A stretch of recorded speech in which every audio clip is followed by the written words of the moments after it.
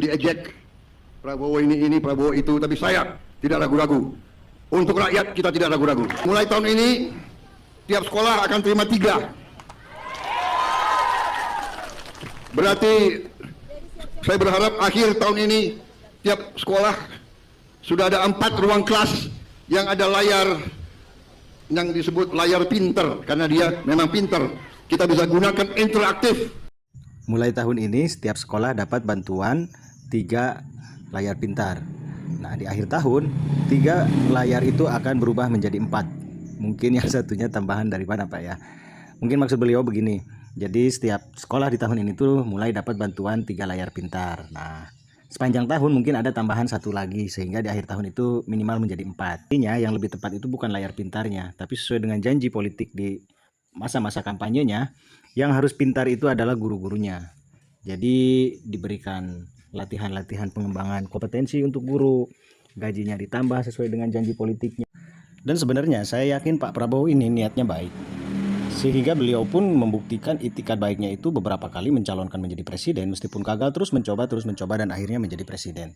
Kenapa hari ini banyak yang nyinyir sama kepemimpinan Presiden Prabowo? Mungkin menteri-menterinya atau para pejabat yang di bawahnya itu memang tidak sejalan dengan itikat baiknya presiden atau dengan idealismenya presiden. Kita lihat bahwa banyak di kabinet beliau ini yang menteri-menterinya itu estafet dari zamannya Presiden Jokowi sebelumnya, sehingga kepemimpinan beliau ini pun ya relatif mirip, hanya berbeda gaya karakter sosok sebagai presidennya saja.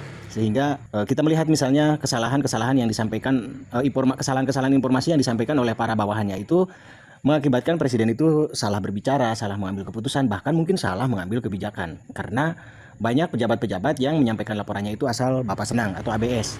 Sehingga presiden itu menjadi bahan lelucon, menjadi bahan nyinyir, dan nggak sedikit kritik itu sudah tidak disampaikan lagi dengan cara yang santun, dengan cara yang elegan.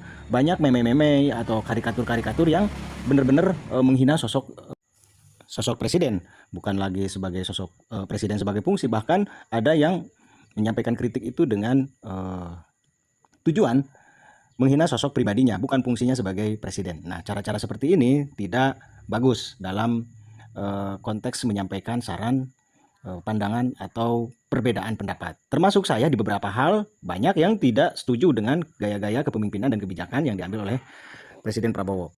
Tapi koreksi atau kritik itu disampaikan tetap dengan cara-cara yang normatif dan dengan cara-cara yang lebih elegan dan berfokus pada fungsinya atau kebijakannya, bukan pada personalnya. Karena ketika menyangkut personal itu sesuatu yang sangat